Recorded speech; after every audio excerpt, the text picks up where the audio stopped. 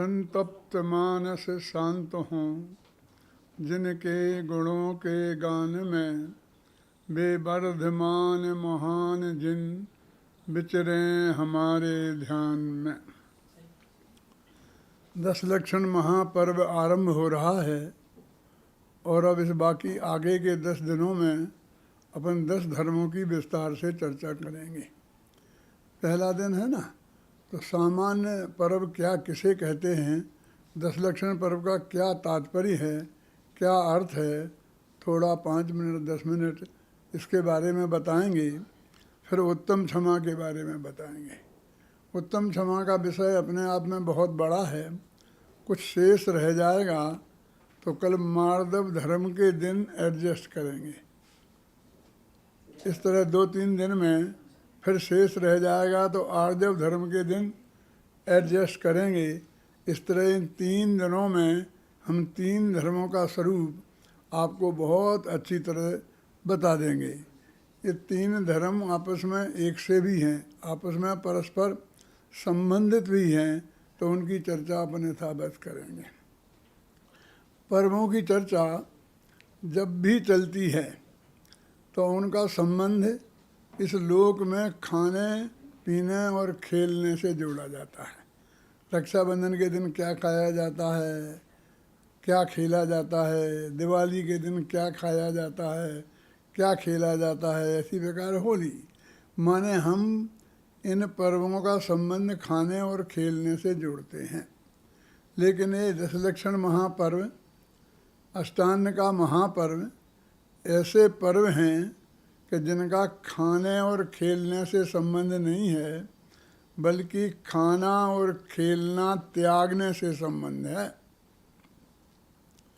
हम जब 10 लक्षण पर्व की बात कहते हैं तो ये कहा जाता है कि हम 10 दिन हरी नहीं खाते हैं, हम 10 दिन में बार बार नहीं खाते हैं, संभव हो तो एक टाइम ही खाते हैं और आवश्यक हो तो उपवास भी करते हैं।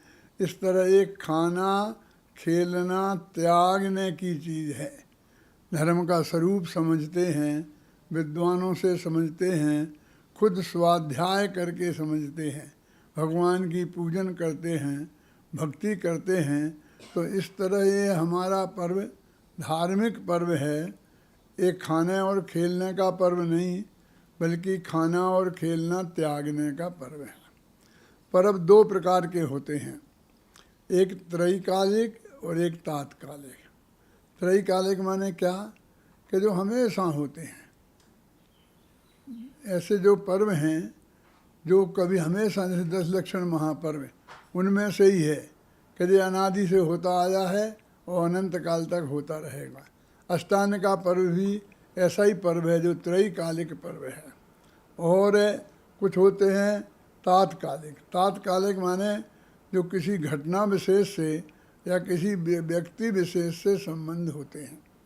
जैसे भगवान आदिनाथ की जयंती, महावीर की जयंती, राम जयंती, कृष्ण जयंती। तो ये पर्व अनादि के नहीं हो सकते हैं, क्योंकि जब महावीर नहीं थे तब ये पर्व कैसे मनाया जाएगा। और कल महावीर नहीं रहेंगे और उसके बाद जो अगले तीर्थंकर हो जाएंगे तो हम उनका मनाना शुरू कर देंगे। जब तक पारसनाथ थे, महावीर नहीं थे, तो हम पारसनाथ का मनाते थे, और हम महावीर का मनाने लगे कि सबका मनाए ना, तो सब तो फिर अनंत हैं, कितने मनाए जा सकते हैं।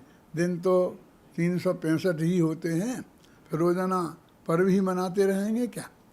तो इस तरह हम देखते हैं गहराई से कि कुछ तात्कालिक जो व्यक्तियों से संबंधित होते हैं, घटनाओं से संबंधित होते हैं। जैसे रक्षाबंधन, रक्षाबंधन के दिन एक घटना घटी थी जो आप सब लोगों को पता है, उसके कारण ही रक्षाबंधन पर्व मनाया जाता है। इसी प्रकार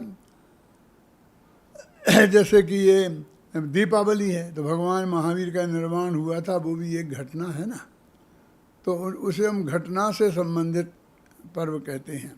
तो ये पर्व 10 लक्षण महापर्व ना घटनाओं से संबंधित है, ना कोई व्यक्ति से संबंधित है, इसलिए ये अनादि और अनंत है।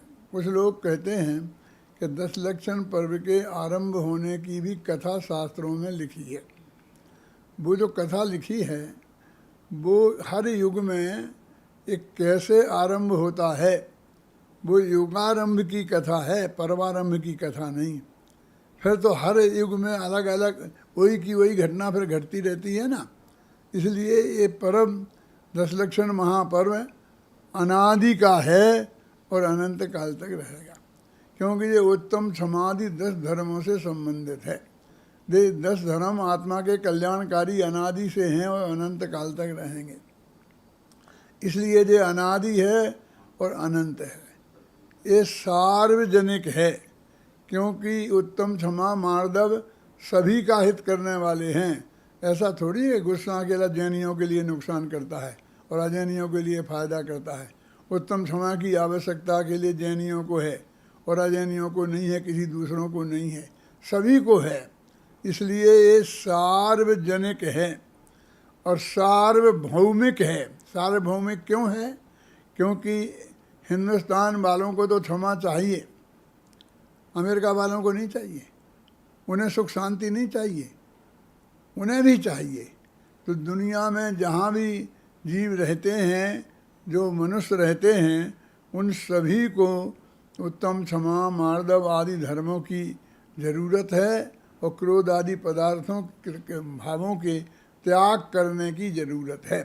इसलिए यह महापर्व सबका है, सार्वजनिक है, सार्वलौकिक है, सारी दुनिया में मनाया जाने योग्य है और सदा सार्वकालिक है।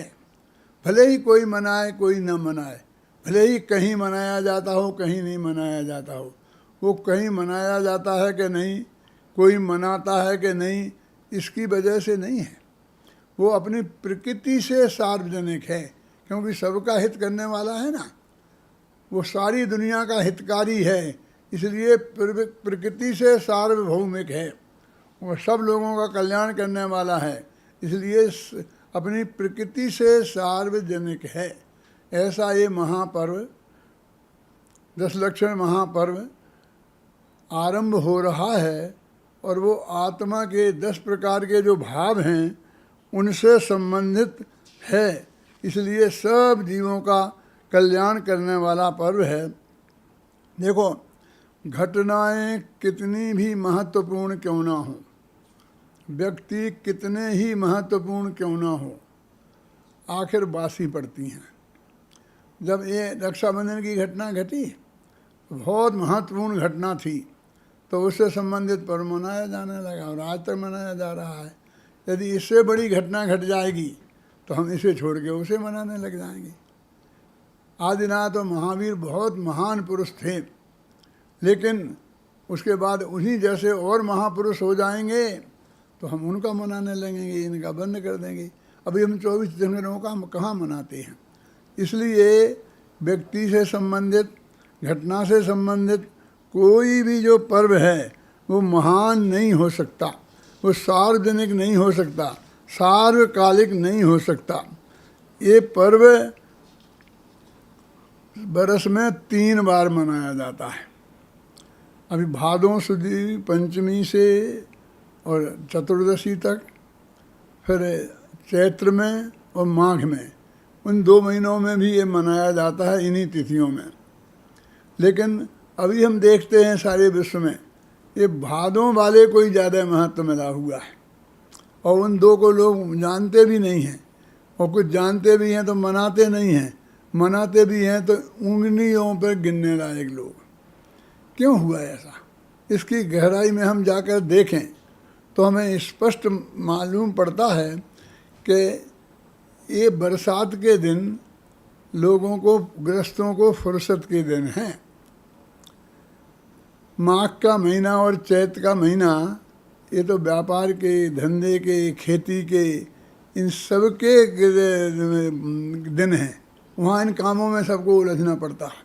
किसान खेतों में उलझ जाता है, व्यापारी व्यापार में उलझ जाता है, क्षत्रिय लोग लड़ने के लिए निकल जाते हैं, क्योंकि युद्ध भी जब बरसात नहीं हो, गर्मी ज़्यादा ना हो, सर्दी ज़्यादा ना हो, मौसम ठीक हो, तभी लड़े जा सकते हैं। तो ऐसी स्थिति में वो पर्व में लोगों को फुर्सत नहीं मिलती है और चौमासे में किसान लोग खेतों में बोकर फिर आराम से घर में बैठते हैं। व्यापार भी बाहर जाना आना बंद हो जाता है, अपने घर में ही व्यापारी रहते हैं। छतरी भी लड़ने के लिए नहीं जा सकते हैं क्योंकि बरसात की वजह से मार्ग अवरुद्ध हो जाते हैं, तो ये सब खाली हो जाते हैं। सबको समय होता है। मुनिराज और साधु संत 4 महीने एक जगह रुक जाते हैं, चौमासा करते हैं ना वो, क्योंकि बरसात के कारण जीव जंतु बहुत पैदा हो जाते हैं, तो फिर वो रास्ते चलने लायक नहीं रह जाते हैं, इसलिए वो कहीं चौमासा करते हैं। तो इस तरह ये सबका धंधा बंद हो जाता है, तो विद्वानों का, पंडितों का, साधुओं संतों का ये शुरू हो जाता है, क्योंकि फिर वो तत्वोपदेश सुनने के लिए तैयार रहते हैं और ये सुनाने के लिए तैयार रहते हैं। ये 4 तरह के समाज हैं ना, ब्राह्मण, क्षत्रिय, वैश्य और शूद्र। 4 अपने महापर्व हैं जो हिंदुस्तान में बड़े शान के साथ मनाए जाते हैं। पहले रक्षाबंधन, दूसरा दशहरा, तीसरा दीपावली और चौथा होली। रक्षाबंधन ब्राह्मणों का पर्व है, दशहरा क्षत्रियों का पर्व है, दीपावली व्यापारियों का पर्व है और होली शूद्रों का पर्व है। क्या मतलब कि जब सब लोग फ्री हो गए तो ब्राह्मण माने विद्वान, ब्राह्मण माने साधु संत, वृत्ति, भरत चक्रवर्ती ने ब्राह्मण वर्ण की स्थापना की थी ना, तो फिर उनका काम चल लगता है, वे उपदेश का काम देना शुरू हो जाता है, इसलिए उनका पर्व है मैं कहता हूँ। और फिर जब समय बरसात ख़त्म हो जाती है तो लड़ाई का समय आता है, तो क्षत्रिय लोग अपने हथियार संभालने लगते हैं, उनमें जंग मंग लग जाई हो तो उनको साफ वगैरह करने लगते हैं। तो ये दशहरा जो है वो क्षत्रियों का पर्व है। फिर दीपावली से व्यापार शुरू होता है, क्योंकि अपने हिंदी प्रांत में तो शादियाँ भी तभी से शुरू होती हैं, असली व्यापार तो शादियों में ही चलता है ना। तो तब से व्यापारी अपनी तराजू मराजू संभाल कर, गैस संभाल कर अपनी पूरी तैयारी करते हैं। और फिर होली में कहता हूँ शूद्रों का पर्व है। क्यों? शूद्र माने कोई व्यक्ति विशेष नहीं, कोई जाति विशेष नहीं, तो कौन? जिस मौसम में सब लोगों में शूद्रता उतर जाए। बढ़िया मौसम होता है बसंतोत्सव, ना सर्दी रहती नहीं है, गर्मी आती नहीं है, बरसात होती नहीं है, तो सबसे बढ़िया मौसम रहता है। तो एक कहते हैं कि समझ लीजिए कि 4 वर्ण शूद्र हो जाते हैं, उनके विकार ऊपर आ जाते हैं। कहते हैं ना कि इन दिनों में बुढ़ों को भी शौक चढ़ाने लगता है, उनमें भी रस परिपाक हो जाता है। तो इसलिए ये सबका, शूद्रों का माने जिनमें सब में शूद्रता आ जाए, ऐसे लोगों का पर्व है। तो इस तरह है ये 10 लक्षण महापर्व। पर्यूषण का पर्व जो है भादों के महीने का, ये बहुत जोर से सारे देश में मनाया जाता है, सब लोग मनाते हैं। सारी दुनिया में जहाँ जैनी रहते हैं वे तो मनाते ही हैं, और लोगों के लिए भी अत्यंत उपयोगी और मार्मिक पर्व है। अभी अपन को उत्तम क्षमा 10 धर्म क्या है?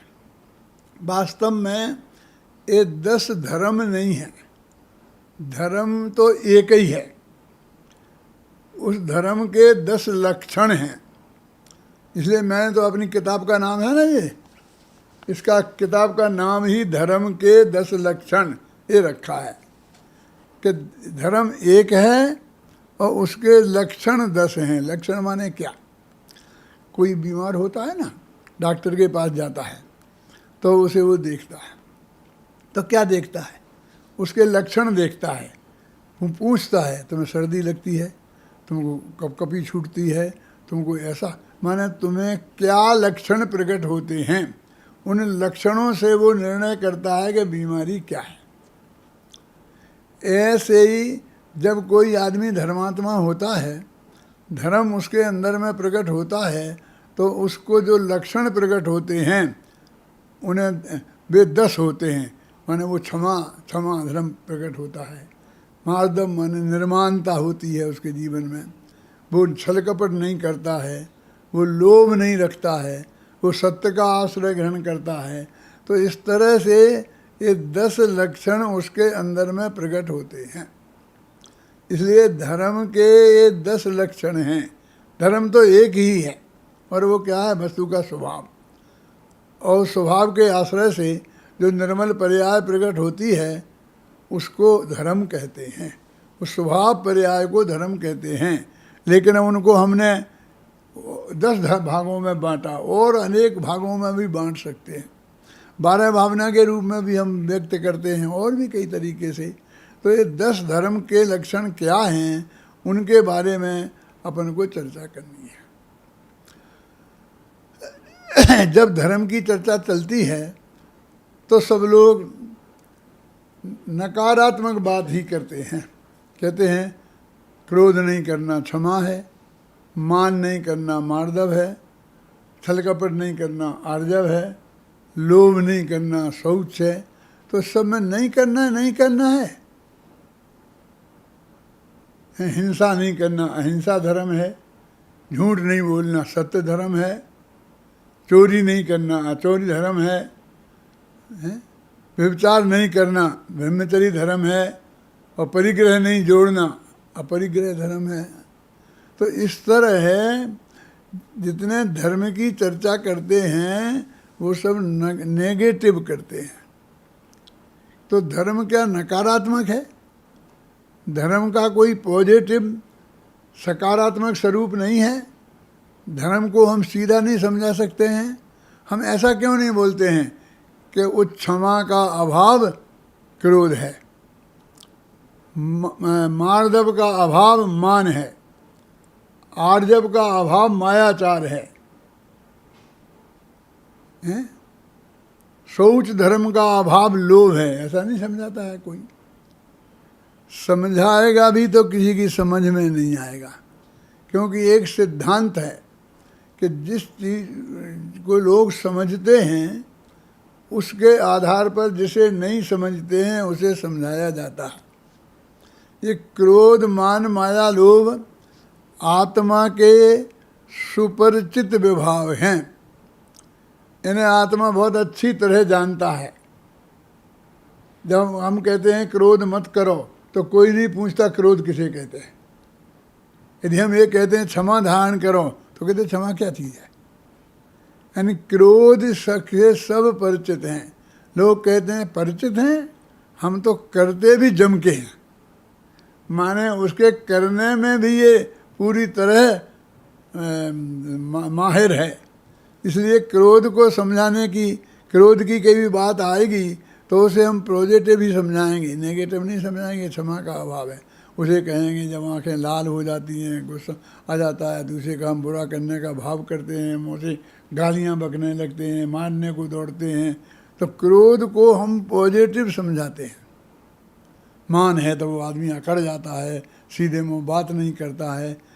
क्रोध मान को हम सकारात्मक के रूप में समझाते हैं, और उत्तम क्षमा मार्दव आर्जव को हम नकारात्मक रूप में समझाते हैं। देखो भाई, हमारे घरों में भाषा बच्चों की चलती है और भाव माँ बाप का।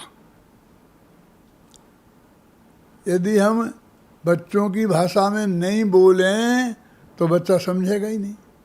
हमें समझाना है ना, तो उसे पानी नहीं कह के पानू कहा जाता है, उससे वो जो बोलता है। और जब हम उससे कहते हैं कि जा माँ को बुला, तो बच्चा अपनी माँ को बुलाता है, तुम्हारी माँ को नहीं। जबकि तुमने नहीं कहा था कि मेरी माँ को बुला के तेरी माँ को बुला, क्योंकि बच्चा वो अपनी भाषा में बोलता है और हमें उसकी भाषा में बोलना पड़ता है। उसकी माँ को माँ कहना पड़ता है। देखो कितना अनुचित है ना। हम नहीं कहना चाहते हैं, फिर भी हमको ये कहना पड़ता है कि माँ को बुला, और फिर वो अपनी माँ को बुला के लाता है। जब हमें हमारी माँ को बुलाना हो तो हमें कहना पड़ता है दादी को बुला। तो जो समझने वाले समझ लो बच्चे हैं, ना समझ हैं, बच्चे माने ना समझ हैं, और समझाने वाले विद्वान हैं, आचार्य हैं, तो वो समझाते हैं लेकिन समझने उनकी भाषा में, इसलिए उन्हें उत्तम क्षमा भी क्रोध के अभाव की भाषा में समझाना पड़ता है, क्योंकि क्रोध हमारा परिचित विभाव है। ख्याल में ना, क्रोध मान माया लोभ एक कषाय आत्मा का ऐसे विभाव हैं कि ये नहीं होती तो आत्मा यहीं सिद्ध होता, और होता है, यही होता है ना। भगवान बनते हैं तो कैसे बनते हैं? मोह का नाश करके बनते हैं ना। तो मोह में, चारित्र मोह में 25 कषाय तो हैं, और दर्शन मोह में मुख्य रूप से मिथ्यात्व है। तो एक कषायों के अभाव का ही नाम धर्म हुआ ना, और भगवान बन गए। एक कषाय अभाव हुई तो भगवान बन गए।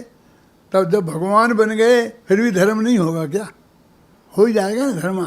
तो धर्मात्मा माने मुक्ति का मार्ग, सच्चा रास्ता, जिससे आत्मा परमात्मा बनता है, अनंत दुखी से अनंत सुखी बनता है। तो ये सारा जगत क्रोध आदि विकारों से परिचित है और क्षमा भाव से सम्मिलित नहीं है। तो उसे समझाने के लिए पहले हमें क्रोध को समझना पड़ेगा। क्या आप क्या बात करते हो? हम तो क्रोध बहुत अच्छी तरह समझते हैं कि भाई साहब नहीं समझते हो। क्रोध अनेक रूपों में आता है। तुम लोग अकेले गुस्से को क्रोध समझते हो ना। क्रोध का एक खतरनाक रूप है बैर। क्रोध तत्काल खतरनाक दिखता है। यदि किसी ने हमें गाली दी और हमें गुस्सा आ गया तो हम एकदम चांटा जड़ देंगे, हम गालियां बकने लगेंगे। तत्काल रिएक्शन दिया जाता है, वो कहलाता है क्रोध। लेकिन हम देखते हैं कि सामने वाले ने हमें चांटा मारा है ना, ये हमसे कई गुना ताकतवर है। यदि हमने कुछ गड़बड़ करी तो अभी तो एक चांटा पड़ा है, फिर क्या गत हो जाएगी हम इस बात से समझते हैं। तो कहते भाई साहब क्या बात है, क्या बात है, क्यों, क्या बात से नाराज़ हो गए? उसके हाथ जोड़ते हैं। गुस्सा नहीं आता, आता है अंदर में बहुत गुस्सा। लेकिन हम जानते हैं कि हम इसका कुछ बिगाड़ नहीं सकते, और ये हमारा बिगाड़ देगा। जब मौका लगेगा तब देखूंगा। अभी ये 4 आदमी हैं, मैं अकेला हूँ। जब हम होंगे 4 और ये अकेला होगा तब उसका बदला लेंगे। ऐसा अंदर में जो हम गांठ बांध लेते हैं, इसको हम बैर कहते हैं। तत्काल रिएक्शन ना देकर और अंदर में गांठ बांध लें तो ये बैर है। बाहर से तो ये क्रोध कसाय रूप नहीं दिखता है, लेकिन अंदर में उस असली क्रोध से भी ज़्यादा खतरनाक है। क्योंकि क्रोध तो जो कुछ तत्काल होता है तत्काल रिएक्शन कर देता है। यदि तुमने हमें गाली दी तो हम चांटा ही मार देंगे, हम डंडा नहीं मारेंगे, डंडा हमारे पास है ही नहीं है। हम बंदूक की गोली से तुम्हें मारेंगे नहीं, क्योंकि वो हमारे पास है। तत्काल क्या करें? तत्काल तो केवल हाथ ही है, हाथ में तत्काल रिएक्शन होता है ना, बिना सोचे समझे। लेकिन क्रोध जो बैर बांधता है वो बराबर पूरी तैयारी के साथ आता है। सब हथियार लैस करके आता है और साथियों को लेके आता है, तो वो हमको ज़्यादा नुकसान पहुंचा सकता है क्रोध। और वो अंदर में बहुत काल तक रहता है। क्रोध तो आया, झटपट तत्काल रिएक्शन हो गया और 5 मिनट में कहता भाई साहब ज़रा गलती हो गई, माफ़ कर देना। 1 मिनट में ठंडा पड़ जाता है कि नहीं पड़ जाता है। लेकिन बैर वाला तो बरसों तक चलता रहता है। और बैर अंदर में हम धारण करते हैं। कहते हैं ना, क्रोध किया जाता है और बैर धारण किया जाता है। पूजन में आता है ना, बैर जो न तहाँ धरे। जहाँ बैर धारण नहीं करे तो बैर धारण किया जाता है और क्रोध किया जाता है। करने में और धारण करने में बहुत फर्क है। कि करना माने जब तत्काल कर दिया जो कुछ करना था, और धारण किया माने अंदर में धारण कर लिया। हम आग को जेब में रखेंगे तो क्या करेगी? सबसे पहले वो हमारी जेब को जलाएगी, फिर हमें जलाएगी, और दूसरे को जला पाए नहीं चाहे ना जला पाए। ऐसा बैर हम अपने अंदर धारण करते हैं तो सबसे पहले वो हमारा नुकसान करता है, फिर हमें जलाता है, और फिर दूसरे को जला पाए न जला पाए, वो तो उसके पुण्य पाप का उदय के अनुसार है ना। यदि उसका पुण्य का उदय बराबर बना रहा और तुम भाग्य से ऐसे हो ही नहीं पाए कभी कि उससे बदला ले लो, तो शायद तुम बदला ले ही नहीं पाओ। लेकिन सारी ज़िंदगी बदला लेने का भाव अंदर में रखोगे तो जो उससे कर्म बांधोगे, उससे कितना दुख तुम उठाओगे, वो कर्म बांधोगे जब बांधोगे। लेकिन ये अंदर में क्रोध बना रहना एक कम तकलीफ़ का काम है, वो स्वयं बहुत तकलीफ़ का काम है। डॉक्टर लोग कहते हैं कि तुम घंटे घंटे ऐसा ही क्रोध करते रहोगे तो ब्लड प्रेशर हो जाएगा, माथे की नस फट जाएगी, ब्रेन हेमरेज हो जाएगा। ये क्रोध आप निरंतर नहीं कर सकते हैं, बैर धारण कर किए रह सकते हैं। वो ठंडा काम है ना, ऊपर से ठंडा दिखता है, बाहर से खतरनाक नहीं दिखता है, लेकिन वो योजनाबद्ध विनाश करता है, इसलिए ज़्यादा खतरनाक है। क्योंकि वो कमज़ोर आदमी सोचेगा कि अब मुझे बदला लेना है, अब इसे मैं पीट तो सकता नहीं, सामना तो कर नहीं सकता हूँ। ऐसा करो कि चुपचाप एक चिट्ठी इनकम टैक्स ऑफिसर को डाल दो, वो साला आगे इसे परेशान करेगा, हैं। इसके कारखाने में जाके चुपचाप घूमने जाओ और आग लगा दो, सारा कारखाना जल जाएगा। वो ऐसा तो योजनाबद्ध विनाश करता है, तो वो हमारा बहुत बड़ा नुकसान कर सकता है। तो बैर भी क्रोध का ही एक खतरनाक रूप है। हिंदी साहित्य के एक बहुत बड़े विद्वान हुए हैं, उनका नाम था आचार्य रामचंद्र शुक्ल। वो इंटर पास थे, 11वीं क्लास पास थे, और बनारस यूनिवर्सिटी में, काशी विश्वविद्यालय में बनारस यूनिवर्सिटी में वो हिंदी एमए वालों को हिंदी पढ़ाते थे, और उन पर सैकड़ों पीएचडी हो गए। वे पीएचडी नहीं थे, एमए भी नहीं थे, बहुत बड़े विद्वान थे। उन्होंने मनोविज्ञान पर कुछ लेख लिखे हैं, तो उन्होंने क्रोध पर भी एक लेख लिखा है। तो उसमें लिखा है कि बैर क्या है, तो क्रोध का आचार या मुरब्बा है। ये आचार और मुरब्बा क्या होता है जानते हो? क्या बात करते हो, जानते हैं, हम तो खाते भी हैं। पूज्य गुरुदेव कभी मुरब्बा नहीं खाते थे। कई दफ़े हम लोगों के मुँह से सुना है। एक दफ़े बचपन में जब वो बनाते हैं ना अचार वगैरह मुरब्बा, तो 6-6 महीना तक सड़ाते हैं उसे, या सड़ा लो गला के खाओ, उसका नाम वो अचार मुरब्बा है। उसमें कीड़े पड़ जाते हैं, तो उनने कीड़ा देखा उसमें और उन्होंने छोड़ दिया सारी ज़िंदगी। और इसको वो प्रवचनों में हमेशा सुनाते थे क्या, कि जब वो अचार मुरब्बे क्या है, जैसे हम नींबू फ्रेश खाएं, आंवला फ्रेश खाएं, आम फ्रेश खाएं, तो वो नींबू है, अचार है। और जब उसे सड़ा के गला के सैकड़ों कीड़े पड़ जाएं तब खाएं, तो उसे अचार बोलते हैं, मुरब्बा बोलते हैं। तो सड़ा हुआ माल, उसका नाम अचार है। जो सड़ा हुआ क्रोध अंदर में रख लें और फिर वो सड़ता रहे, सड़ान मारते रहे हमेशा कि मैं बदला नहीं ले पाया, मुझे इसके बदला लेना है, मैं बदला नहीं ले पाया, मीठी मीठी बातें करे और अंदर में ऐसा सोचता रहे। तो जब वो क्रोध सड़ जाता है, गल जाता है, तो उसे आचार या मुरब्बा कहते हैं। वो बैर है, अकेला बैर ही, बैर तो खतरनाक रूप है ही क्रोध का, लेकिन और भी बहुत रूप हैं। ये चिड़चिड़ाहट, झल्लाहट, जानते हैं ना, कुछ लोग कमज़ोर होते हैं, खासकर माताएं, बहनें, और वो उनकी कोई बात नहीं सुनते हैं, घर वाले, बच्चे नहीं सुनते हैं, पति नहीं सुनते हैं, तो झल्लाती रहती हैं, काम करती रहती हैं और कुछ ना कुछ बकती रहती हैं। तो वो भी क्रोध का एक रूप है, समझे ना। कुड़कुड़ाना, कुड़कुड़ाते रहते हैं ना। ये कई रूपों में एक क्रोध प्रकट होता है। जब तक ये अंदर से क्रोध दूर नहीं होगा, जब तक ये बड़बड़ाना बंद नहीं होगा, ये झल्लाना बंद नहीं होगा। एक क्रोध क्या है, जो ताकतवर होता है, शक्तिशाली, उसका क्रोध तो एकदम क्रोध के रूप में प्रकट होता है, तत्काल रिएक्शन देता है, तुमने कुछ कहा, ये किया, तुमने दो शब्द बोले, हमने कहा चुप रहो, तुम चुप नहीं रहे तो हमने दो चांटा जड़ दें। शक्तिशाली हैं और तुम कुछ नहीं कर सकते हो। और जब कमज़ोर होता है तो उसका क्रोध अलग टाइप से प्रकट होता है। और उसे यदि बदला लेने का तीव्र भाव हो जाए तो फिर मैंने कहा ना, इनकम टैक्स ऑफिसर को खिलाफ कर देना, मकान में आग लगा देना, यहाँ ये करना, पीठ पीछे बुराई करना, इस तरह के कैसे उसका हम बिगाड़ कर सकते हैं, इन रास्तों से प्रकट होता है। वो क्रोध कैसे प्रकट हुआ इससे कोई फर्क नहीं पड़ता है। कहते क्रोध अरोचक भाव, आत्मा में जो अरुचि का भाव है वो ही वास्तव में क्रोध है ना। उत्तम क्षमा है तो उत्तम क्षमा में 4 प्रकार का क्रोध होता है ना, अनंतानुबंधी क्रोध, अप्रत्याख्यानावरण क्रोध, प्रत्याख्यानावरण क्रोध, अप्रत्याख्यानावरण क्रोध, संजुलन क्रोध, 4 प्रकार का क्रोध होता है ना।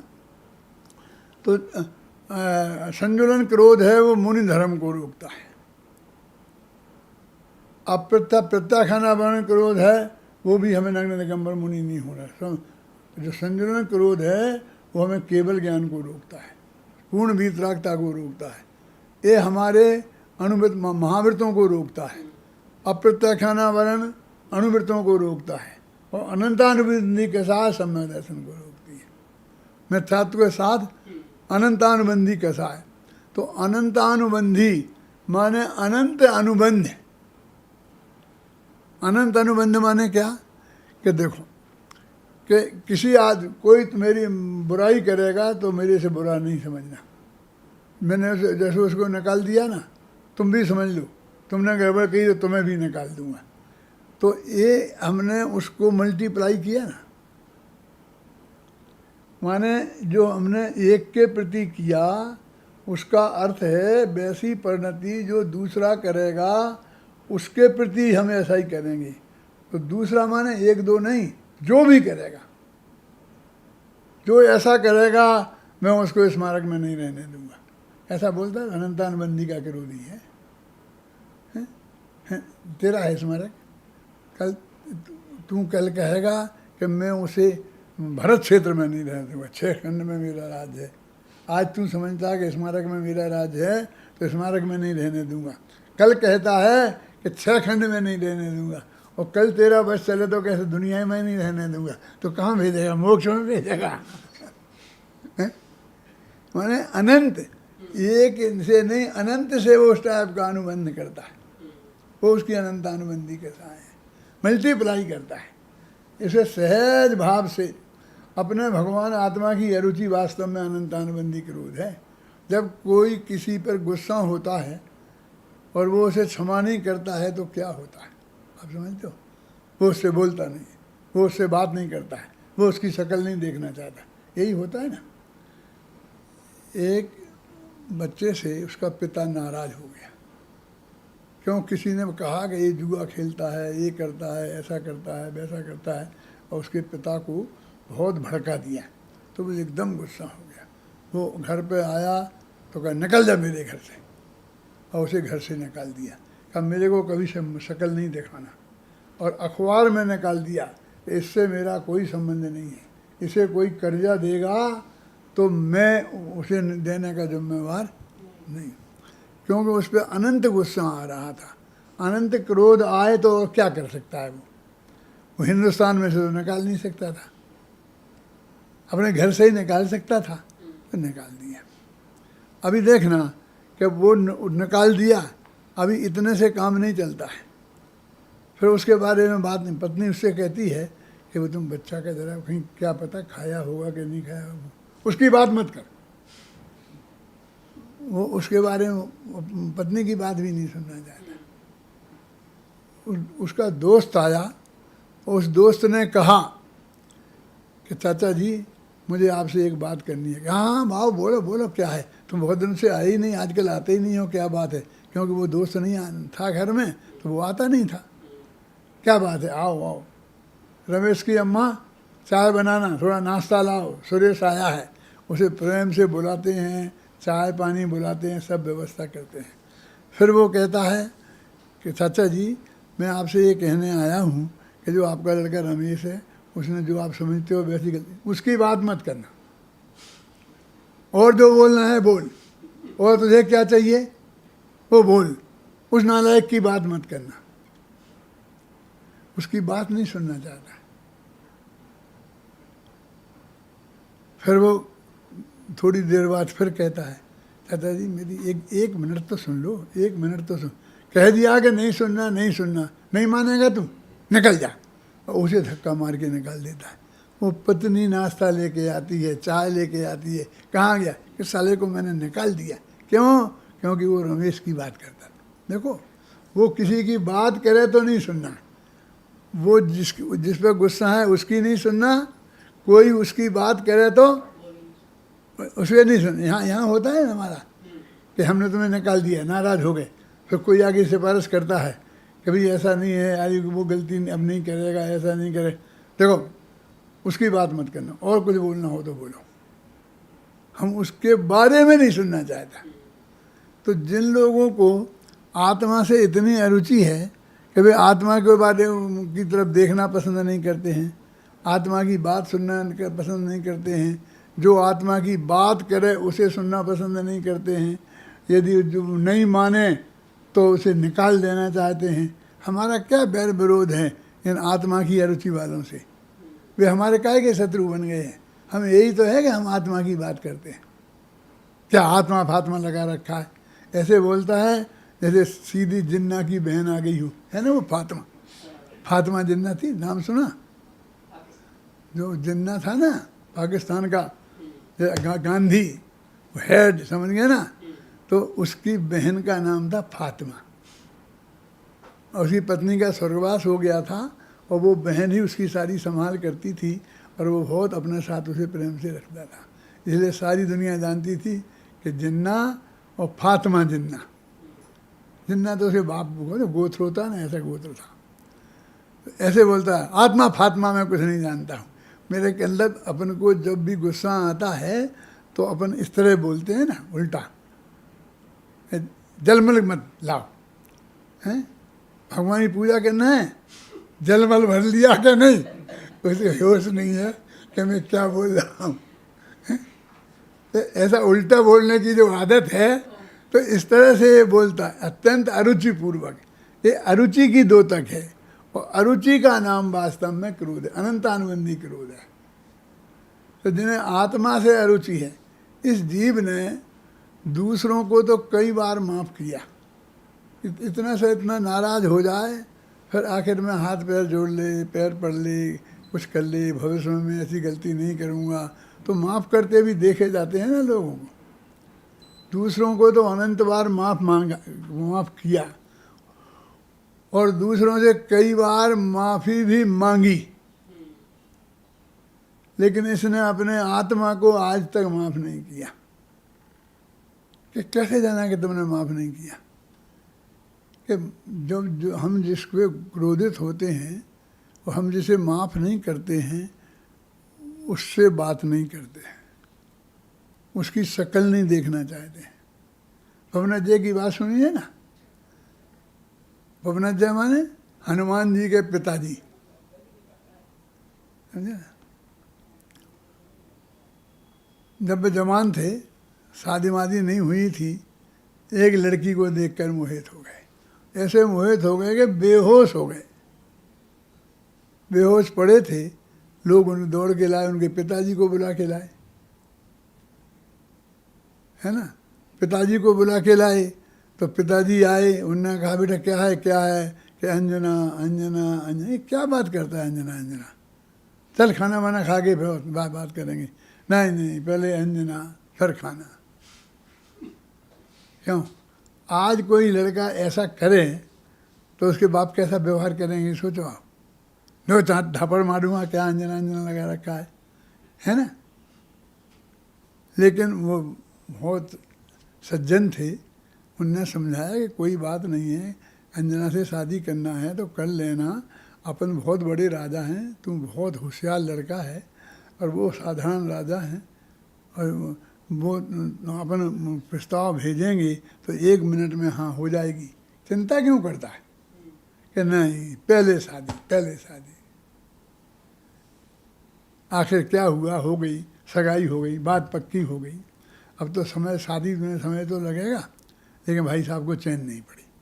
तो अंजना से मिलने गए, 7 मंजिल का महल था, तो पीछे से चढ़ चढ़ा के रस्सा डाल करके ऊपर के खंड में पहुँचे जहाँ अंजना थी। अंजना बैठी बैठी अपनी सखियों से बात कर रही थी। सखियाँ मजाक उड़ा रही थी, तुझे ऐसा ही मजनू पसंद आया जो तेरे पर बेहोश हो गया देख करके? अरे उससे तो फलां राजा का लड़का अच्छा था, फलां राजा का अच्छा लड़का था, ऐसे उससे मजाक कर रही थी। अब बेचारी वो क्या कहती, चुप बैठी थी नीचे गर्दन करके।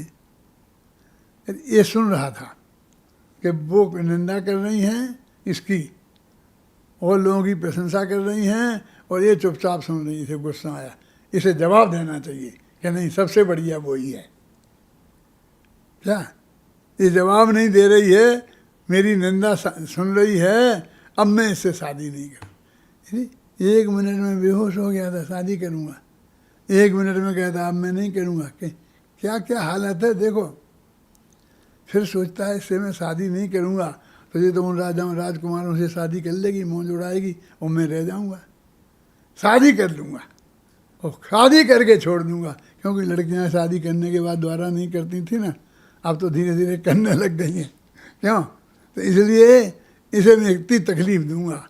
और वो उससे शादी कर लेता है और उसे छोड़ देता है, और वो 22 वर्ष तक उससे नहीं बोलता है। ये सारी कहानी तुमने सुनी होगी। और ये हनुमान जी जो मोक्षगामी है ना, उनके माँ की बात है।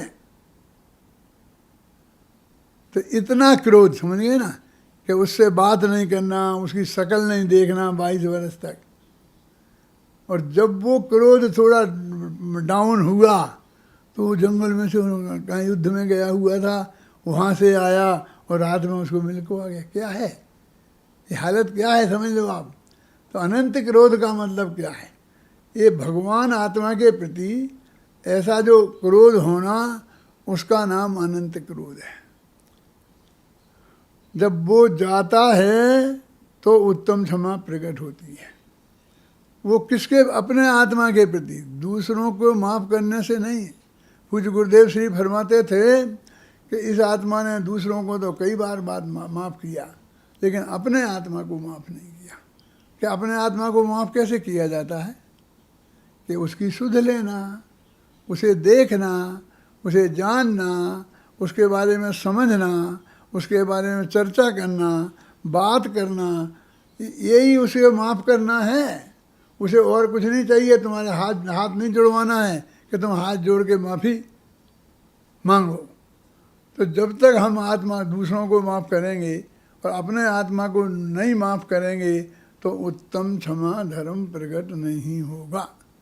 ये क्षमा शब्द के साथ जो उत्तम शब्द लगा हुआ है ना, ये सम्यक दर्शन की सत्ता का सूचक है कि सम्यक दर्शन के साथ जो क्षमा होती है वो उत्तम क्षमा है। सम्यक दर्शन के बिना 10 धर्मों में से कोई धर्म नहीं होता। इसलिए हर एक धर्म के साथ उत्तम क्षमा, उत्तम मार्दव, उत्तम आर्जव, ये पद शब्द लगे हुए हैं ना, ये शब्द लगे हुए हैं। तो उत्तम माने सम्यक दर्शन सहित। लोग कहते सम्यक दर्शन की क्या ज़रूरत है, बस क्रोध नहीं करो, उत्तम क्षमा हो गई। कि भाई साहब क्रोध नहीं करो, सम्यक दर्शन के बिना क्रोध नहीं करो, ये बनता ही नहीं है। क्योंकि क्रोध उत्पन्न कैसे होता है? कि जब पर पदार्थ हमें सुखी दुखी करते हैं, हमारा भला बुरा करते हैं, हमें मारते जलाते हैं, हम ऐसा मानते हैं तो क्रोध उत्पन्न होता है। जब तत्व ज्ञान के अभ्यास से हम ये समझेंगे कि एक द्रव्य दूसरे द्रव्य का करता नहीं है, कोई किसी का भला बुरा नहीं कर सकता है, कोई किसी को मार जला नहीं सकता है, तब वास्तव में वो उत्तम क्षमा प्रकट होती है। लोग ये समझते ही नहीं, मैं क्रोध नहीं कर रहा हूँ, वो बहुत शांत स्वभाव का है, बहुत शांत स्वभाव का है। नहीं, शांत स्वभाव का है कि बहुत है, हाँ, तो अभी तो मोक्ष क्यों नहीं गया? ये सम्यक दर्शन तो है। क्या क्या है सम्यक दर्शन? क्या होता है? सम्यक दर्शन का नाम नहीं सुना और बहुत शांत है, उसके बिना शांति होती ही नहीं। तो उत्तम क्षमा का वास्तविक स्वरूप क्या है? कि अपने आत्मा का स्वरूप जानकर उसके प्रति रुचि करना, उसमें अपनापन करना, तो उससे मिथ्यात्व का भी अभाव होता है और अनंतानुबंधी क्रोध मान माया लोभ का भी अभाव होता है। तो जो क्रोध का अभाव हुआ उसका नाम उत्तम क्षमा है। इसलिए 10 धर्मों के साथ में उत्तम शब्द लगा है, क्षमा नहीं। क्षमा तो कई बार धारण की, लेकिन उत्तम क्षमा, सम्यक दर्शन सहित क्षमा को उत्तम क्षमा बोलते हैं। इस क्षमा का हम वास्तविक सच्चा स्वरूप समझें, गहराई में जाएं और मिथ्यात्व का अभाव करके, अनंतानुबंधी क्रोध का अभाव करके अंदर में जो क्षमा भाव प्रकट करें, उसका नाम उत्तम क्षमा है।